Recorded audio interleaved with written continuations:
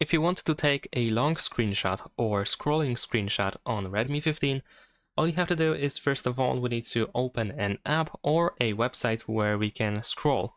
So let's say I'm gonna use the Google app in this case. So over here we can keep scrolling. Now if you want to take a long screenshot, you just have to take a full screenshot first. So in my case, I'm gonna use 3 fingers gesture. We're gonna swipe down. And after that, we can find this scroll option. So you can tap on it. I'm not sure why it's not working. Let's try this again. There we go. And over here now, as you can see, the phone will automatically start scrolling. But you can also do this manually. Unfortunately, it is really laggy. As you can see, it doesn't scroll that well. I'm not sure why, but it's just not working that good. Nevertheless, once you find where you want to end it, you can just select it over here and press done.